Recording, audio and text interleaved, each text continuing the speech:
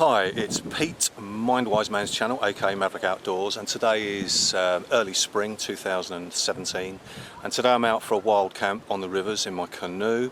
But the main feature of this video is actually to do a full review of the SLUMIT GOBI 3-man tent. Plenty of space for one person and all your kit, but I'll go into that a little bit more in a little while.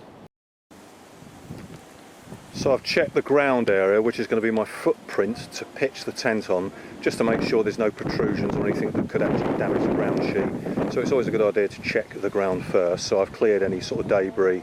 If you follow my channel, my videos and my outdoors activities, you'll know that I do a lot of wild camping, a lot of outdoor pursuits. And for the past year and a half, I've had this GOBI 3 SLUMIT tent for about a year and a half, just over 18 months, and I've actually featured it in a few outdoors activities where I've actually used it for a camping expedition or some events that I've attended and actually using the actual tent. So as I say, this is mainly a full spec review on the tent. It comes in at just 5 kilos, the whole package. Everything is in here. The tent pegs, it's all a one unit. It just unfolds, as you'll see me do in a moment, and you just pull it into position.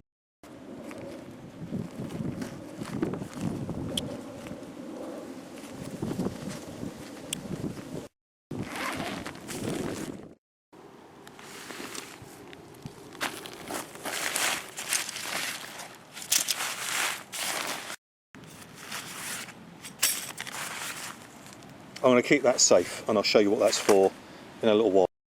So I'm going to keep it in the bag until I actually need it. As you can see from the label that's in the plastic insert of the tent bag, there's a few features there. 3000mm hydrostatic head, it's called the flash frame, bathtub, taped seams all round, 3-person, 3-season tent, field tested it says there, and I field tested it in sort of reasonably windy weather and downpours of rain. High visibility, the white lines, lantern hook, fiberglass, but it's sort of not as fibrous as fiberglass. I think it's a much better material, and of course bug free with the mesh door. And there you can see the plan of the tent. The maximum point is 1.3 meters, plenty of space even for a tall person to sit up comfortably. Inside the bag is fixed a nice secure, it's not just paper, it's like a synthetic sort of plasticky material, nice and strong, with all the directions and instructions of how to put the tent up. And that's great because you've always got it in the bag with the tent, so it's all self-contained, everything you need.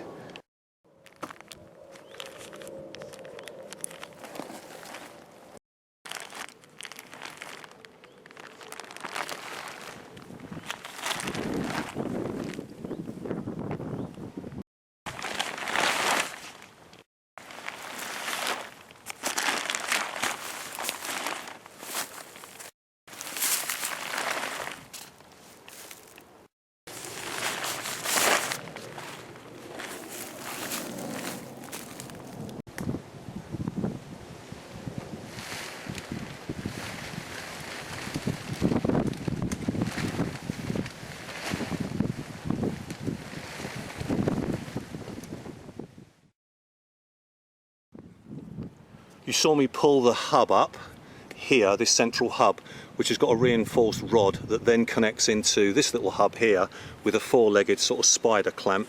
And then finally there's a little hook at the top of the tent that goes in a little hole, and you can see that's nice and secure. So the framework structure, SLUMIT call flash frame, and as you can see I just adjusted some of the joints, got them into a good position, then I've pegged all 4 corners, and then down this side as well. And on both sides and the rear section are midpoint loops that you can fix as well to give it a little bit more striate. But for demonstration I'm just going to leave those 3 pegs, one either side and one at the rear. I'm going to leave those out, but I will fix 2 on the porch, which I'll show you at the moment. Now ready to construct the porch, which has got a sectional fiberglass pole that goes all the way through. So there's the sectional pole for the porch. You could see I've started to feed it through the loop all the way across, until it's come out the other end, and just gathered it up, and now I'm just going to push it through and eventually connect it down there. You can put the porch sectional pole through before you actually erect the whole of the flash frame, but personally I prefer to get the flash frame up first, get it actually in position, then I know exactly the situ of the... So the end of the pole just fits in there on that little eyelet grommet, as you can see there, and then the rest of it just threads through, and you can see it's now starting to take shape. There it is fixed in the other front corner and starting to now create the arch of the porch. Either corner, one peg there and one peg there. To give more security and striation if you need to, if the weather was just a little bit breezy, then you've got the cord lines coming out to fix in different areas. Two on the rear edges, one in the centre that could come down to the ground, and then of course along this side.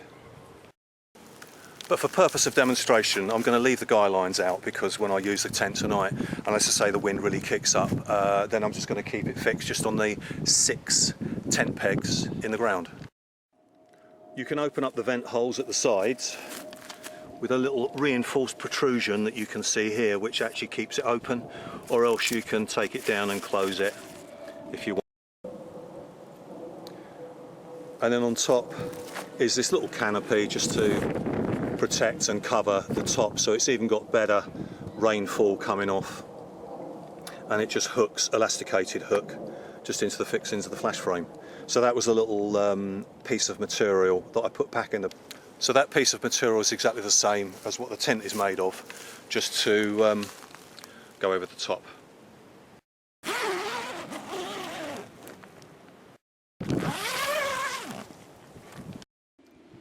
So you can see I've rolled up the door, opened it up, and it's got little toggles, a loop behind there and then a toggle at the front, elasticated, which then just threads through and keeps it secure. Built-in ground sheet for the porch vestibule that comes out and takes the shape of the footprint of the porch, which of course can be pegged down either in the same peg that's on this section of the tent, or it can be done separately if for any reason you want to actually open this up. Sometimes I've actually had this open at the side and kept this door closed, so I've got a very small crawl through on your hands and knees type of entrance.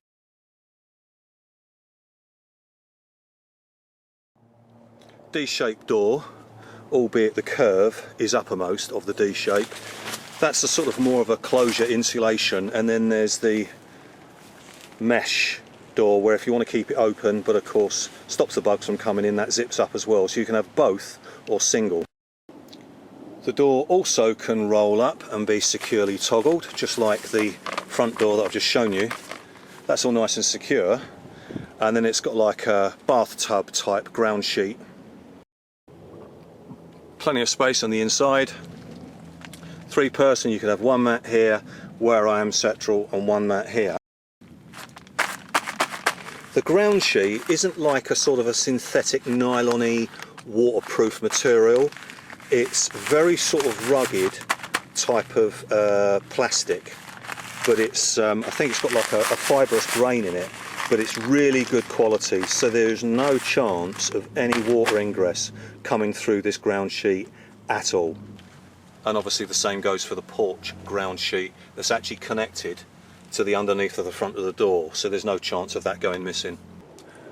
What I'll do now is I'll show you some examples of using this tent in different outdoors activities and different situations where I've actually used it in different environments, different weathers, and how it's really stood up to the use that I've given it. Really good quality tent.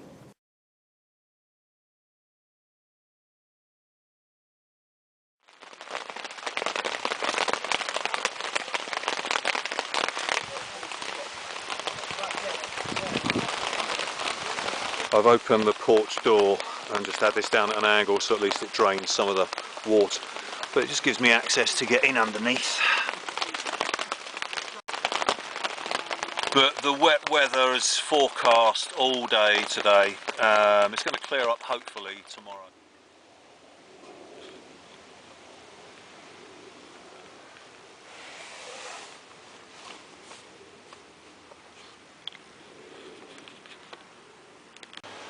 It's now Saturday morning and it's a little bit brighter and a little bit more clement after the continual rain since arrival yesterday, and then the wind really built up later on last night.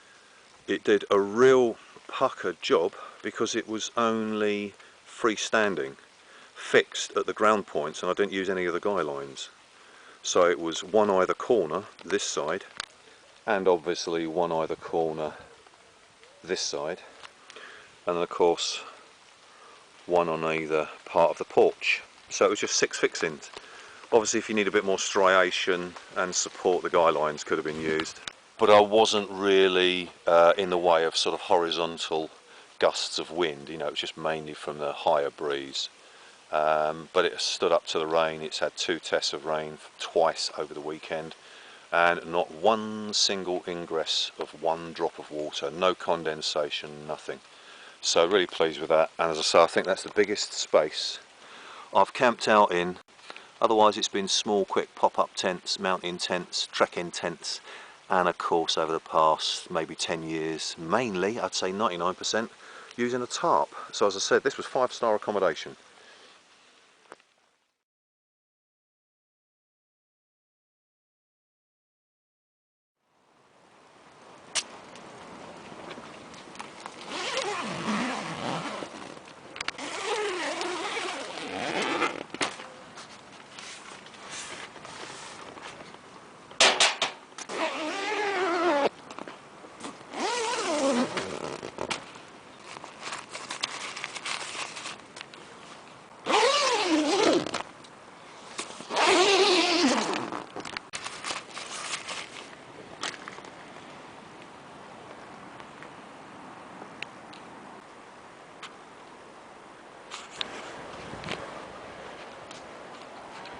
You can see it's the SLUMIT GOBI 3. First time I used this is where we've done the sort of 3 meets over the past sort of year and a half, and I used it for the first time in really bad weather, rain, over 2 nights, and it really held itself really well. And you can see I've got the actual tarp to give me a bit more porch and vestibule space. The tarp give me a little bit more admin space underneath. The front door of the tent zips either side and obviously closes here, but I've got it rolled up. But last time I used it, I extended it out. So if you imagine my hand was the door as a little canopy shelter, but I thought, well, for the weekend I'll give myself a little bit more space. And you can see I've just got the, what would be the ridge line in the formation of the way I've got the tent. Actually the ridge line is across here, but I wanted more length to go over the width of the tent and I only need a little bit of a porch, so the shorter end from there to there is shorter than from there to there, if that makes sense. So this is the ridge line in relation in situ to the tent, and then just bunged it down to the ground there. So it's got the alignment to the centre. There was a specific method to the way that I actually fixed the tarp with the cordage and the bungees. If I'd have actually brought this down and fastened it near the tent, it would have actually compressed down on the framework. Yeah, now if I'd have brought it in closer, so the tarp had actually wrapped round it and the fixings had been closer to the bottom edge of the tent, again it would have created a compacting effect down onto the frame and into the sides, which of course I didn't want. So if anything, the only sort of resting pressure is on the top of the hub of the centre where it all locks in. So once that pulls up, brings the flash frame, as it's known for the SLUMIT tent, into position. So it's all then structured. Multi-section pole here, so I could actually decide what height I wanted to have it, because this is much higher. I've even got more sections I could have up even higher if I wanted to, and had it coming up at an angle, but I thought no, that's going to bellows and it'll be a bit of a wind trap, so I thought I'd have it horizontal, but at least this being higher than one of the telescopic poles that I brought with me.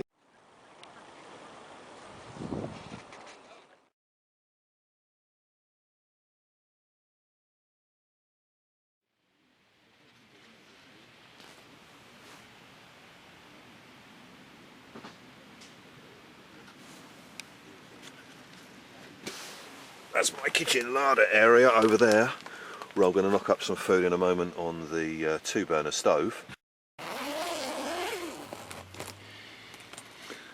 The beauty of this SLUMIT Gobi 3 is it's got pockets, mesh pockets all the way along, so you can actually compartmentalise any bits of kit so that it's actually off the floor, easy access and easily viewable, so that you can see it straight away and know how to, and where to acquire it. Use that as my backup power system to recharge the phone in the little pouch on the inside of the tent. Job done.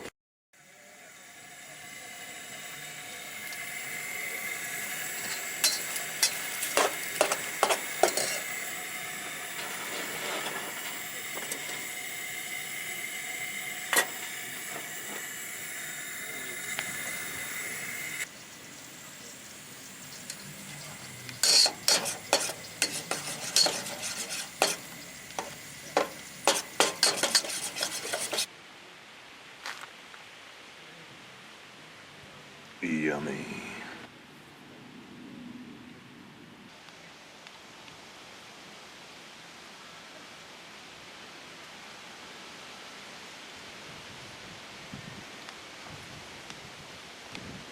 Okay, so here's my tent set up. As you can see, the Gobi. Come round to the entrance, and that's just obviously the internal view. But you can see above I've got a sort of like canopy tarp. I have before used the external door. Obviously if you unrolled it, it can actually come out and actually be a canopy at the front with two basher poles come down either side. But I thought what I wanted to do was have a bigger sort of admin living space underneath. The tarp, as you can see, bungee corded this side, bungee corded the other side. But on that side, facing it to the left, is it bungee corded. Then on the right front corner, I've connected two bungees and taken them right along here, above head height. So of course it's quite safe, unless you're about 6'12", coming right across, and then just hooked it onto this bit of branch here. So that's quite sturdy. So the elongated version view of that from here, the tautness keeps the shape right to that right front corner. And you can see the front centre line, which will be the ridge, although it's not actually a ridge A shape. For the whole length of the 7 sections, which then of course is fastened with this bit of paracord coming down and fixed right to the ground here. So just zipping up front of house, the mesh doorway. Folded on the other side of the tray, bath-shaped floor, is the non-mesh door that closes, that gives that more insulation. But I want airflow through there. What I'm going to do now is actually drop the front door, zip it up either side, and then that's secure.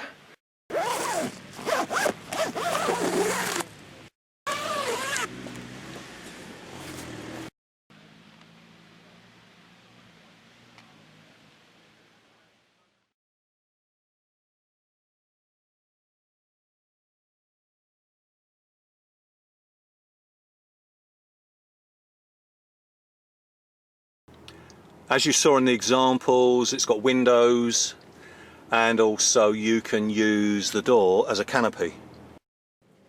As you saw, mesh pockets to store stuff. A little bit of warning advice there, which is really good, just to remind you, so it's always good to read those.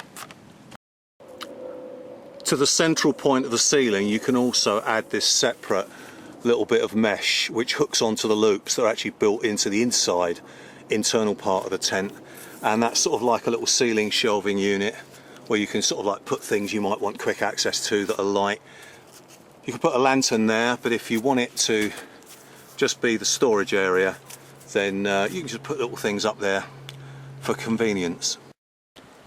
And the footprint, floor, ground space, all you need with the fixings that I've done here is 3 meters there, and the width along the back is 2.2 meters, so just over 2 meters by 3 meters long is the floor space, ground space you'd need. Obviously if you're going to fix the guy lines, because you want more stability, then of course those cords are going to come out and maybe spread the distance an extra 0.5 meter to 1 meter either side and either end. As you can see, it's a nice brown earthy colour, a nice sort of drab colour, which actually blends into your environment when you're outdoors, especially in nature.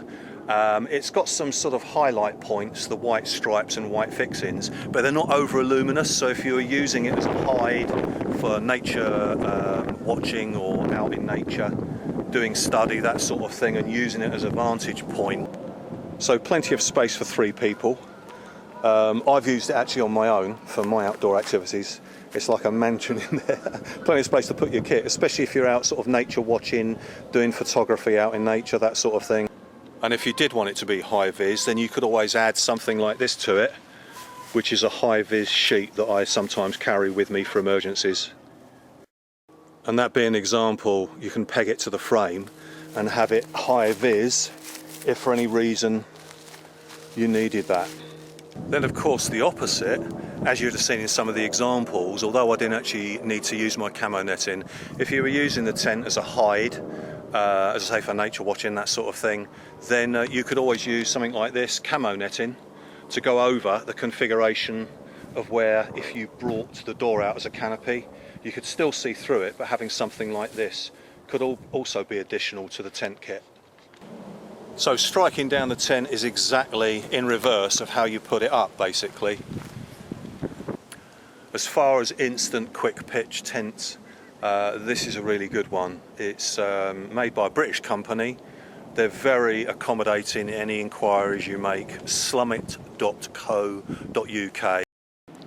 Different times of year, the company do special deals, but as far as a tent of this quality, I don't really think you're going to get anything better for the money. Definitely not. And so I've been using this for just over a year and a half now, and I'm really impressed with it. So thanks for watching. I hope you found this review of interest and some of the examples of me actually using it in my outdoors activities. So as I say, this tent, from my experience of using it and other bits of kit that I've used over the years, as far as quick pitch tents, as I said, called the Flash Frame Gobi 3, made by SLUMIT, I'll give it 5 stars. Cheers, thanks for watching.